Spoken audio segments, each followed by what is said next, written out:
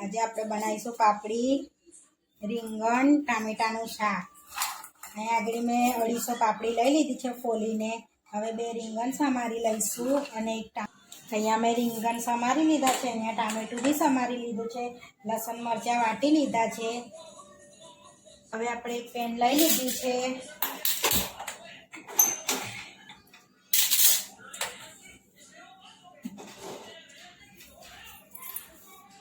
હવે પેન ગરમ થશે, આપણે એમાં તેલ મૂકીશું। હવે આપણી પેન ગરમ થઈ ગઈ છે, એમાં તેલ મૂકીશું આપણે।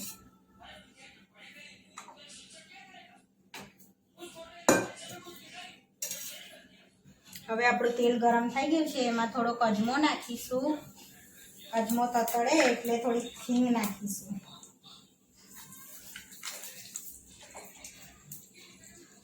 હવે લસણ મરચાંની વાટેલું લસણ મરચાં નાખીશું। શેકાઈ જાય એટલે એમાં ટામેટા નાખીશું।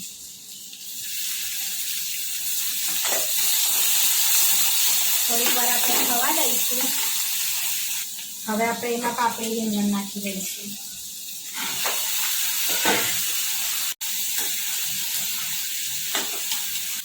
પછી એમાં થોડુંક મીઠું, થોડીક હળદર, લાલ મરચું, થોડોક ગરમ મસાલો, હવે આ મિક્સ કરી લઈશું અને આ અડધો કલાકમાં શાક તૈયાર થઈ જશે।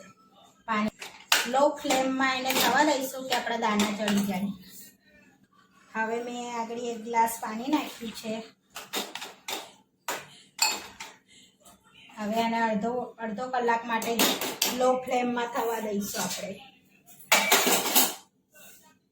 હવે થોડુંક લીલું લસણ નાખીશું આપણે।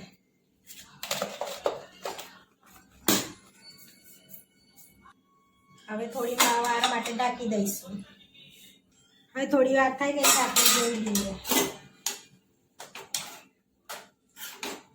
હલાવી લઈશું। હવે અડધો કલાક થવા દઈશું, અડધો કલાક પછી આપણે જોઈ લઈશું। અડધો કલાક થઈ ગયો છે, આપણે જોઈ લઈએ।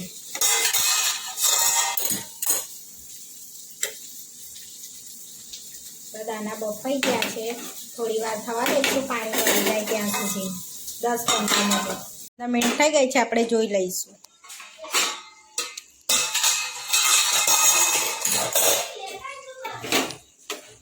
આપણું પાપડી રીંગણનું શાક બનીને તૈયાર।